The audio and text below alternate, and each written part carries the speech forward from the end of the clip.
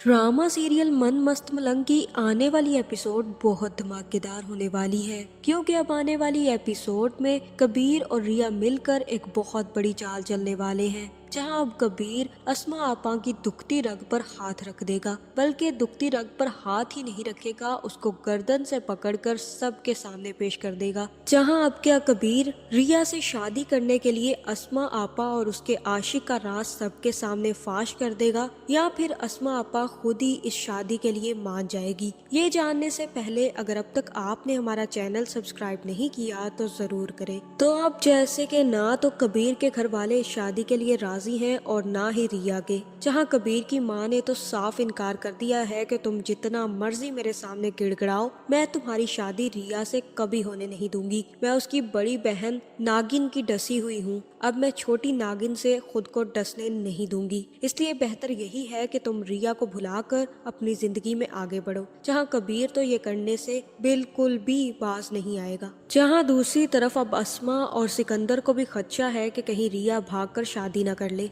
जहां अब सिकंदर और अस्मा ने फैसला किया है कि वो हर हाल में अब रिया की शादी कर देंगे, ताकि कबीर जैसी बला से जान छूट सके। और दूसरी तरफ कबीर भी रिया से हर हाल में बात करना चाहता है। जहाँ फिर कबीर का दोस्त ही कबीर से कहेगा कि कश्यप से कहता हूँ कि जाए और जाकर हमारी बात रिया से करवाए। जहाँ फिर जैसे ही कश्यप को फोन किया जाएगा तो कश्यप भी भागती हुई रिया के घर पहुँच जाएगी। पहले तो अस्मा उसे अंदर घुसने नहीं देगी, लेकिन रिया के इसरार पर वो कमरे में आ जाएगी। जहाँ फिर कश्यप आकर सीधा रिया को बताएगी कि कबीर तुम्हें बार बार फोन कर रहा है, और रिया कहेगी कि मेरा फोन तो अस्मा आपा कब का छीन कर ले गई है, मैं कैसे अब कबीर से बात करूं। जहां फिर कश्यप ही कबीर का फोन मिलाएगी और जैसे ही फोन से कबीर से बात करने लगेगी